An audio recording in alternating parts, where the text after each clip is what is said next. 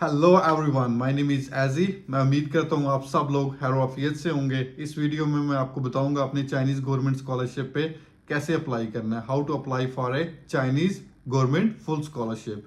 तो इसका प्रोसीजर ये है, मैं इस वीडियो में आपको ये बताऊंगा अपने चाइनीज़ प्रोफेसर से एक्सेप्टेंस के लिए कैसे ईमेल करनी है, और साथ में अपने स्कॉलरशिप के लिए कैसे अप्लाई करना है, और इस स्कॉलरशिप पे आपको पैसे कितने मिलेंगे, लाइक स्टाइपेंड आपको कितना मिलेगा, और इसमें टिकट्स अवेलेबल है कि नहीं अवेलेबल, ठीक है। और वीज़ा प्रोसेस के बारे में भी आपको बताऊंगा।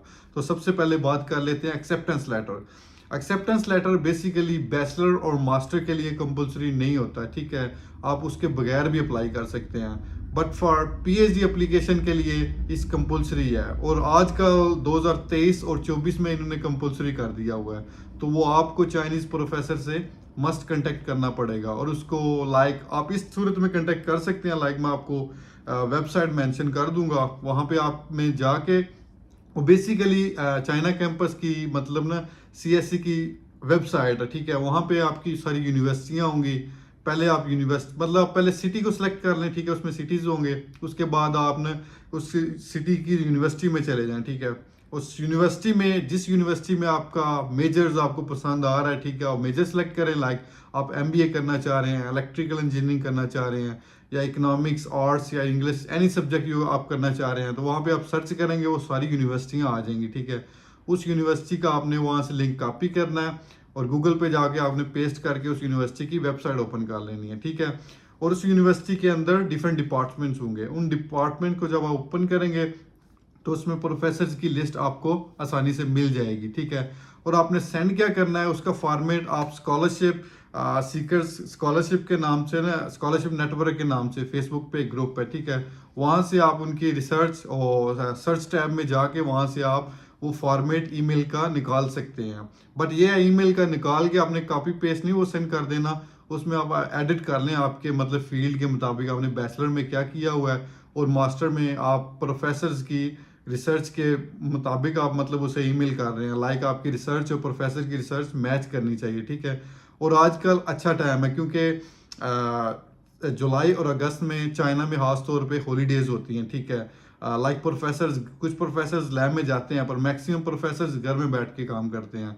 और लाइक रिसेंटली 2019 से लेके 23 साल तक वायरस की वजह से प्रोफेसर्स घर से बैठ के ही काम कर रहे थे, पर आजकल यूनिवर्सिटी में आ रहे हैं। पर बेसिकली अभी छुट्टियां हैं, तो अभी बहुत अच्छा चांस है आप उन्हें ईमेल करें, अच्छी सी ईमेल करें, साथ अपनी लाइक सीवी आपकी अच्छी बनी हुई है, सीवी आप अटैच कर दें, या आपका कोई रिसर्च प्रपोजल बना हुआ है वो आप सेंड कर दें प्रोफेसर को। तो प्रोफेसर अगर इंटरेस्टेड हुआ आप में, तो वो आपको एक एक्सेप्टेंस लेटर दे देगा, ठीक है। ये acceptance letter only for PhD, but आप अगर आप मास्टर के लिए भी ये ले लें तो आपकी मतलब एप्लीकेशन 100% स्ट्रांग हो जाएगी और स्कॉलरशिप के चांस ज़्यादा हो जाएंगे।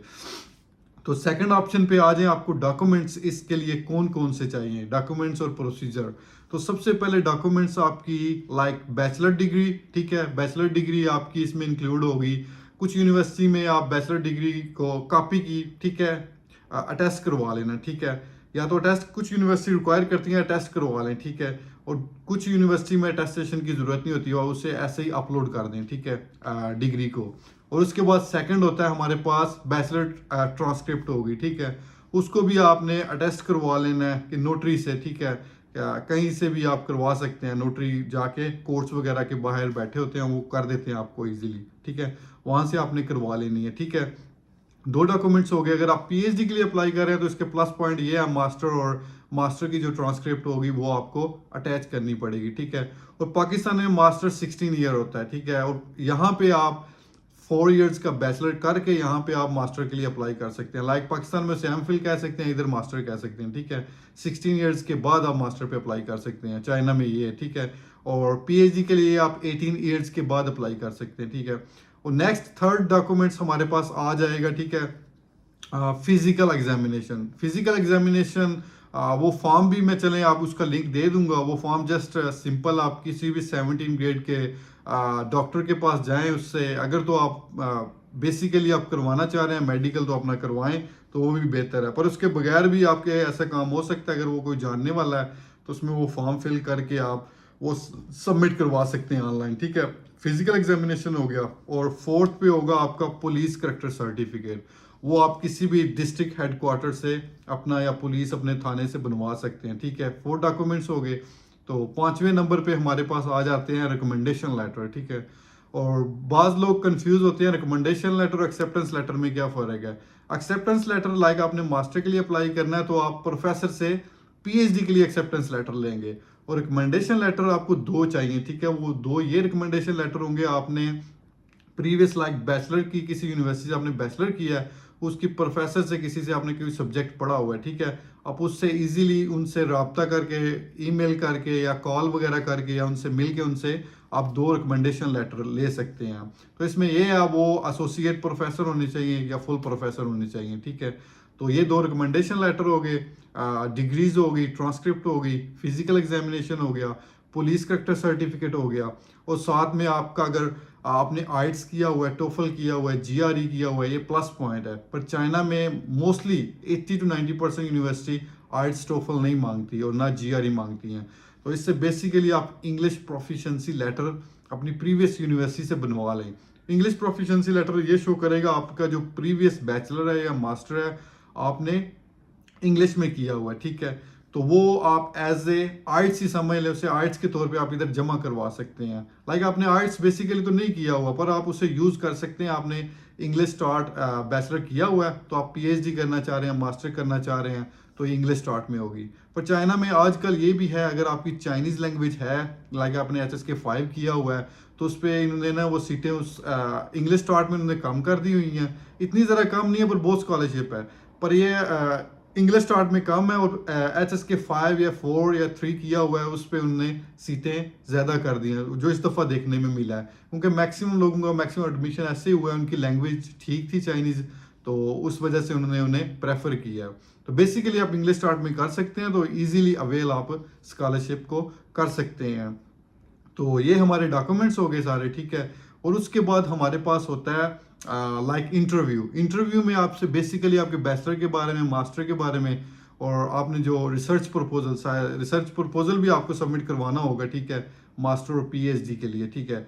उसमें आप अपनी बेसिकली अपनी बैचलर के बारे में बता दें और आपकी फ्यूचर रिसर्च क्या होगी, इंटरेस्ट क्या होगी, आपने चाइना क्यों स्टडी करने आ रहे हैं और आपने इस यूनिवर्सिटी को क्यों सिलेक्ट किया है, ठीक है। और आपकी इंटरेस्ट क्या है, ठीक है। उसमें आपने सारा अपना मेंशन कर देना है। आपका रिसर्च प्लान्स होंगे, लाइक आपने कोर्स वर्क करना है, उसके बाद आपने सारा थीसिस वगैरह के बारे में बता दें, उसमें सब कुछ मेंशन कर दें आपकी इंटरेस्ट, ठीक है। आपने कोर्सेज किए हुए हैं उसको भी मेंशन कर दें जो बैचलर में आपने किए हैं, और मास्टर में जो अवेल हैं उनसे इंटरेक्ट क्या है वो उसमें लिख दें, ठीक है। तो ये हमारा रिसर्च प्रपोजल हो गया, ठीक है। उसके बाद हमारे पास आ जाएगा हमें डॉक्यूमेंटेशन, ठीक है। डॉक्यूमेंटेशन हमारी कंप्लीट होगी। उसके बाद हमारा आ जाएगा इंटरव्यू का भी मैंने आपको बता दिया। इंटरव्यू के बाद होगी फाइनल सिलेक्शन, ठीक है।